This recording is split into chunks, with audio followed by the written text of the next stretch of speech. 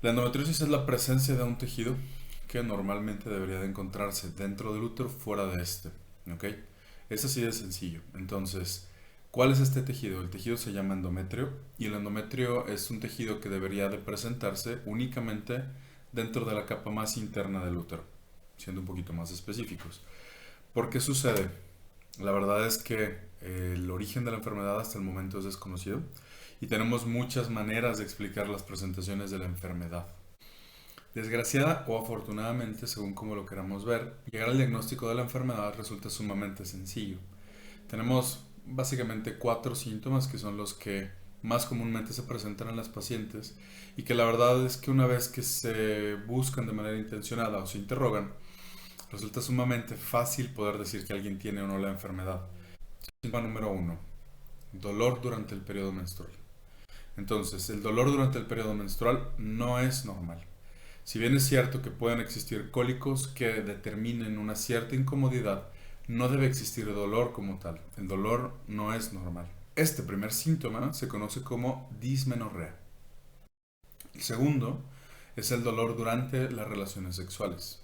Este síntoma, conocido como dispareunia, es mucho más común cuando lo buscamos de acuerdo al grado de profundidad del dolor. Es decir, la dispareunia, que es el dolor durante las relaciones sexuales, lo dividimos en dos: el dolor superficial o el dolor profundo.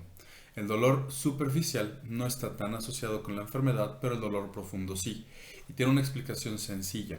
Si nosotros recordamos que este tejido fuera de lugar constantemente está generando inflamación, dolor, adherencias y zonas de fibrosis, vamos a recordar que la anatomía se puede llegar a modificar. Entonces, estructuras que normalmente deberían de encontrarse libres se encuentran adheridas o pegadas. Esta adhesión o estas adherencias o estas modificaciones de la anatomía generan dolor al momento de conseguir situaciones dentro de la intimidad en las cuales la penetración o la movilización de los órganos pélvicos es mucho más profunda y llega a facilitar o mover más órganos que normalmente con una penetración o al comienzo de la penetración no se presenta. El tercero de los síntomas es común, pero a la vez nos habla mucho sobre la evolución de la enfermedad y es las manifestaciones intestinales dentro de las pacientes con endometriosis. Las manifestaciones intestinales más comunes son diarrea, estreñimiento o incluso dolor durante las evacuaciones. La diarrea y el estreñimiento nos pueden hablar en ciertos estadios de, sobre todo, situaciones de inflamación, pero existe dolor en ocasiones que ya es de manera constante y que no se asocia, como los primeros dos síntomas, a el periodo menstrual.